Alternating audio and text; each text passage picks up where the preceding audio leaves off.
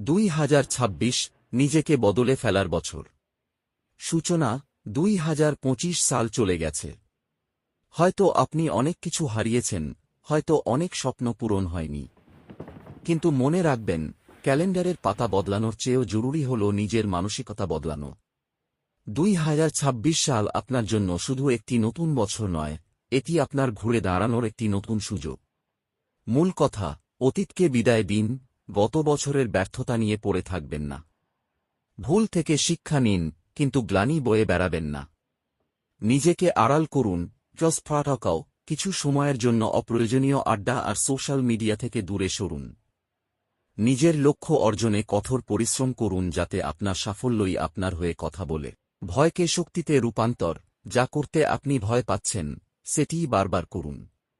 সাহস মানে ভয়ের অনুপস্থিতি নয়, বরং ভয়কে জয় করে এগিয়ে যাওয়া।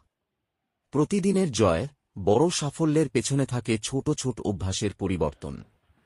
আজ থেকেই শুরু করুন, হোক সেটা ভোরে ওঠা, বই পড়া কিংবা নতুন কোনো দক্ষতা শেখা।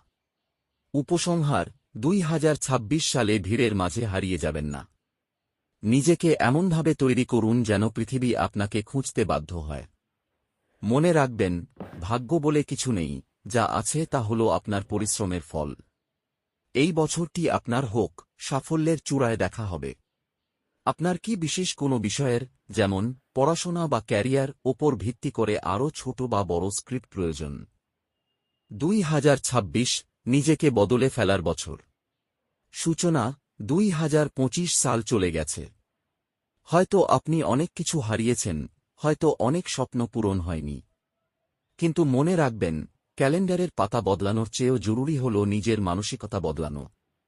2026 সাল আপনার জন্য শুধু একটি নতুন বছর নয়, এটি আপনার ঘুরে দাঁড়ানোর একটি নতুন সুযোগ। মূল কথা, অতীতকে বিদায় দিন, গত বছরের ব্যর্থতা নিয়ে পড়ে থাকবেন না। ভুল থেকে শিক্ষা নিন, কিন্তু গ্লানি বয়ে বেড়াবেন না। নিজেকে আড়াল করুন, ফাটাকাও কিছু সময়ের জন্য অপ্রয়োজনীয় আড্ডা আর সোশ্যাল মিডিয়া থেকে দূরে সরুন। নিজের লক্ষ্য অর্জনে কঠোর পরিশ্রম করুন, যাতে আপনার সাফল্যই আপনার হয়ে কথা বলে।